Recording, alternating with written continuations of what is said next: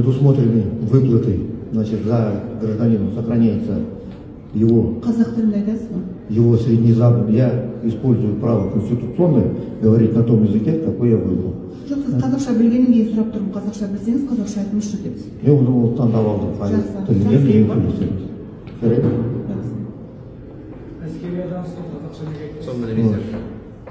Сол заң бойынша.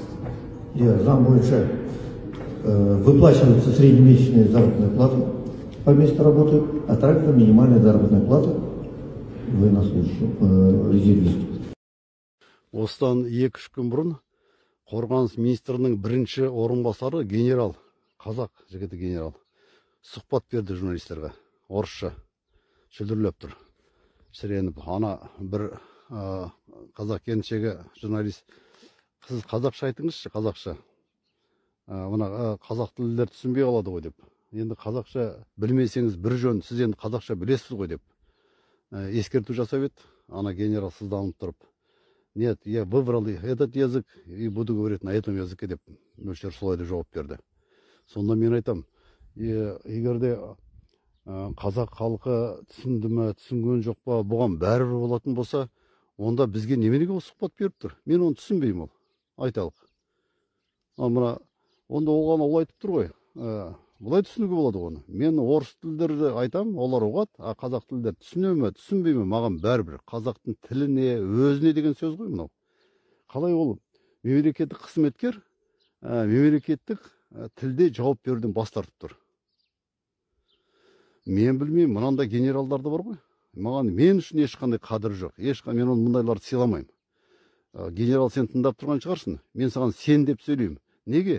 Өйткені мен сыйлайтын адамдарға сіз деп сөйлеймін. Сыйламайтын адамдарға сен деп сөйлеймін. Сен қазақты менсінбейді екенсің, қазақтың тілін менсінбейді екенсің. Неге мен саған сіз деп сөйлеуім керек?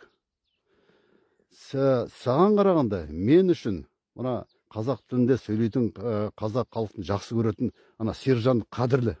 Мен соны сыйлаймын. Соған сіз деп сөйлеймін мен оны, жасы кіші болса да. Ал саған сен сіз деген сөзді сізге лайық емессің.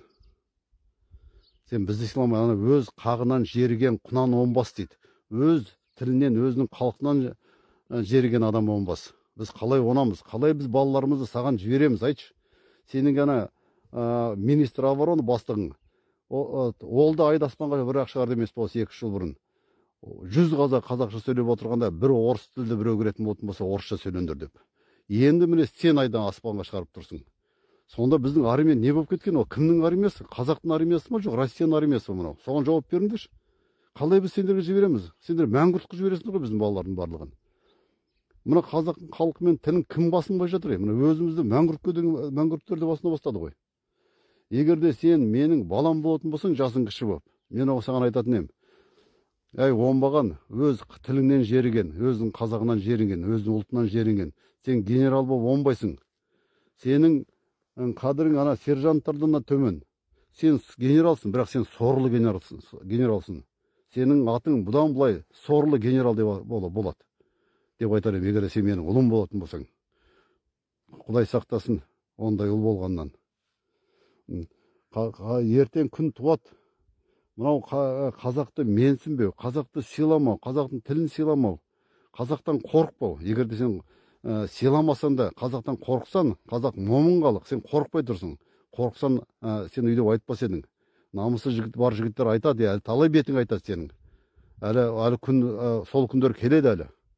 Сен өз тіліңде сөйлеуге намыстанған сорлы генералсың деп сен бетің айтады.